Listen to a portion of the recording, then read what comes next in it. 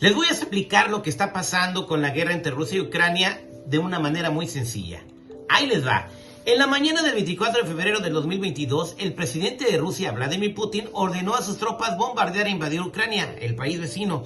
Es la primera gran agresión de ese tipo en Europa desde el desenlace de la Segunda Guerra Mundial en 1945 y el fin de la dictadura de los nazis en Alemania.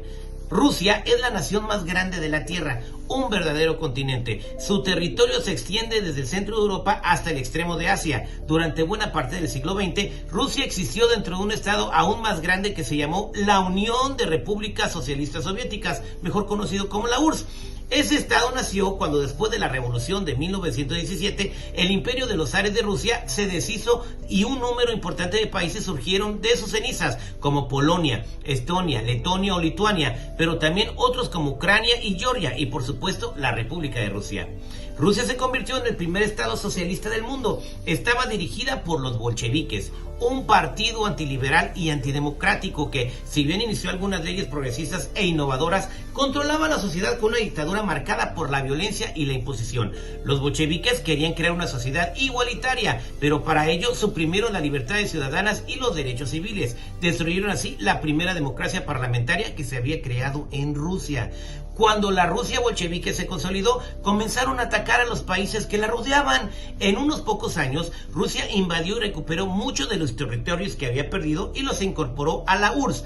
Uno de ellos fue Ucrania, un territorio muy amplio del que una parte quedó en las manos de Polonia. En la Edad Media había existido un primer estado ucraniano, la Rus de Kiev, así se llama la capital de Ucrania, por cierto, que también se considera el inicio de Rusia. Cuando en el siglo XVIII Rusia se convirtió en un imperio, casi toda Ucrania quedó en sus manos. La cultura y el idioma ucraniano fueron menospreciados y perseguidos durante muchos años. A la lengua ucraniana se le consideraba mero dialecto de la rusa. La cultura propia se veía como campesina, pobre y poco sofisticada. Las élites culturales ucranianas lucharon por una autonomía del imperio y cuando este se hundió tras la revolución intentaron crear un estado independiente. La reconquista del país por los bolcheviques tuvo primero una cara amable, se permitió el florecimiento de la cultura y la lengua, pero luego la política se hizo muy restrictiva. Las políticas de los bolcheviques llevaron a un país a una gran hambruna llamada Holodomor, en la que murieron millones de ucranianos. Durante la Segunda Guerra Mundial, los nazis invadieron la URSS, ¿sabían eso? Y provocaron una enorme destrucción en Ucrania, asesinando a millones de personas, incluyendo a casi toda la población judía. Ucrania, aunque no lo crean, fue uno de los escenarios del Holocausto. Una parte de los ucranianos colaboró con los nazis para lograr su independencia, cometiendo muchos crímenes. Otra parte luchó contra los invasores nazis y consiguió expulsarlos del país, junto con el ejército de la URSS.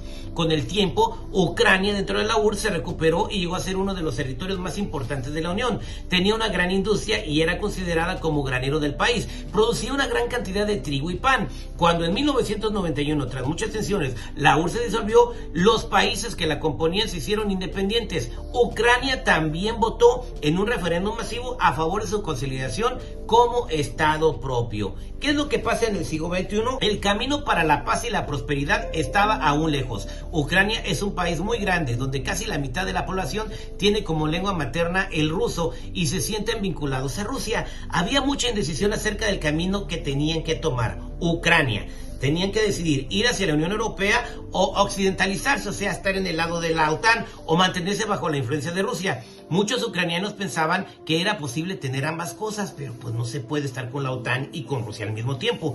Aprovechando una crisis política en Ucrania en 2014, con manifestaciones y violencia callejera, Vladimir Putin ordenó a sus tropas invadir de forma anónima, sin uniforme, la península de Crimea, que formaba parte de Ucrania. También impuso el levantamiento de dos provincias fronterizas con Rusia, las de ahorita, Donetsk y Lugansk, que se convirtieron en esa parte del país en una zona de guerra durante muchos años.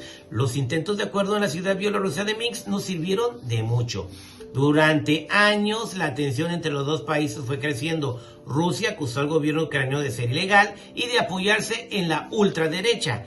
Hay que recordar que paradójicamente es Putin quien se ha convertido en un modelo para la ultraderecha en Europa y en el mundo. Con el tiempo, Rusia incrementó la presión y llevó a sus ejércitos a la frontera con Ucrania, hasta este 24 de febrero, cuando se ha decidido a lanzar sus tropas desde diversos puntos de la frontera, bombardeando ciudades, aeropuertos y vías de comunicación. Pero ¿por qué Vladimir Putin no ha aceptado el camino de la independencia y soberanía de Ucrania? Bueno, para muchos rusos, Ucrania sigue siendo un territorio muy ligado a ellos, algo que también piensan muchos ucranianos, pero los rusos también consideran a Ucrania un hermano menor. No aceptan que los ucranianos puedan dirigir sus propios destinos y decidir lo que quieren. Vladimir Putin y parte de los políticos rusos están acostumbrados a la idea de ser un imperio y quieren ser un imperio a huevo. Para ellos representa una humillación que Ucrania siga su propio camino en la política internacional y por eso la maldita guerra. Muchas gracias, soy su amigo el Terrible.